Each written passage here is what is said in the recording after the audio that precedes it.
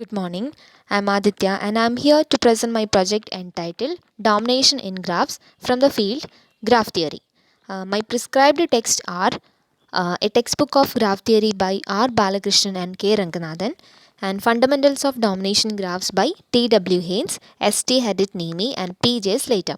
And the other books which I used for reference are Introduction to Graph Theory by D. B. West and Graph Theory by F. Harari.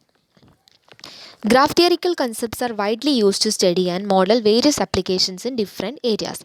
Here I have taken up a major concept named domination. The mathematical study of dominating sets in graphs began around 1960. In 1962, O. Orr published his book on graph theory, in which he used for the first time the names dominating set and domination number. The historical roots of domination is said to be the chess problem. That is, some chess enthusiasts studied the problem of determining the minimum number of queens that can be placed on a chessboard so that all squares are either attacked by a queen or are occupied by a queen. And this problem is said to be the origin of the study of dominating sets in graphs. Here, the project entitled Domination Graphs is divided into three chapters. First chapter deals with the basic concepts of graphs which are related to the topic domination in graphs. And the second chapter deals with dominating sets and domination number of a graph. And some fundamental lessons on domination are also presented, and some different applications of dominating sets are described here. And in the third chapter, we present the effects on domination parameters when a graph is modified by deleting a vertex or deleting or adding edges. Moving on to my first chapter named Preliminaries, here I recollect some of the basic concepts which are related to the topic domination, like symbol graph, connected graph, complete graph, and so on. And it's all about my first chapter. Next, we'll move on to the second chapter named Concept of Domination in Graphs. The figure 2.1 illustrates a standard 8 into 8 chessboard on which is placed a queen. According to rule of chess, in one move, a queen can advance any number of squares horizontally, vertically, or diagonally. And the problem is that we have to determine the minimum number of queens that can be placed on the chessboard so that all squares are either attacked by a queen or are occupied by a queen. It was correctly found that 5 is the minimum number of queens that can dominate all the squares of this 8 into 8 chessboard.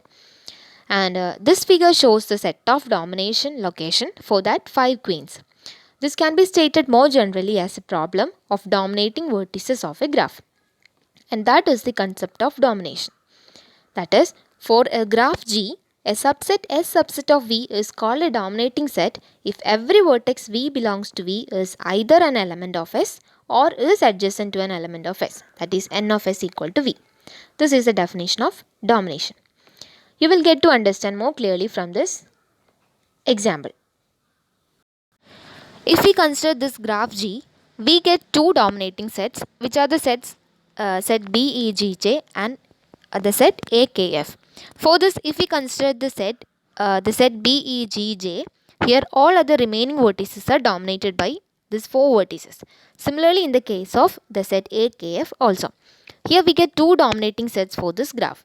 Among the sets, the set A, K, F consists of the minimum number of vertices. And in that case, we can call that set as the minimum dominating set. And if no proper subset of a dominating set is a dominating set, then in that case we can call it as a minimal dominating set.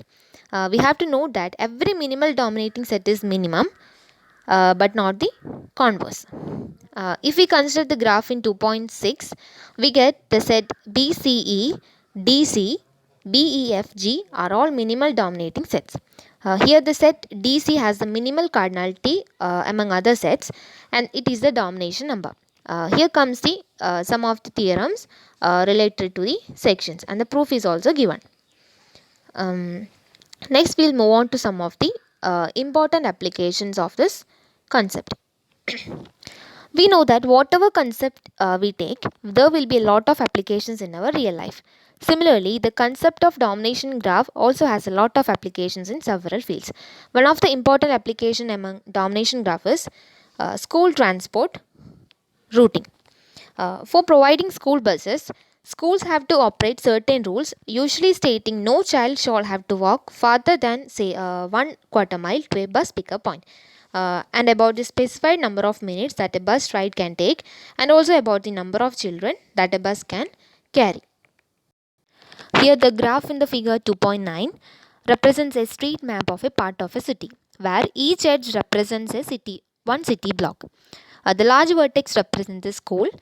Let us assume that the school has decided that no child have to walk more than 2 blocks in order to picked up by a school bus.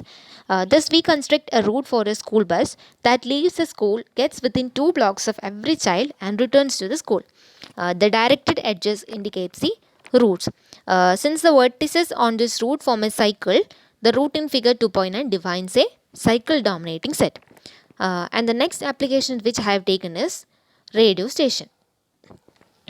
We have a collection of small villages in a remote part of the world, and we locate the radio stations in some of these villages so that the messages can be broadcast to all the villages in that region. The radio station has a limited broadcasting range, and we have to place several stations to reach all the villages. It is very costly. It is very costly, and we use domination graphs to locate as few as possible so that all the villages got benefited. Next comes the computer communication networks. In this model, we have 16 computers to which it is directly connected. And the problem is to collect information from all processors, and we need to do it relatively fast. Thus, we find an effective dominating set, which is the collecting processors.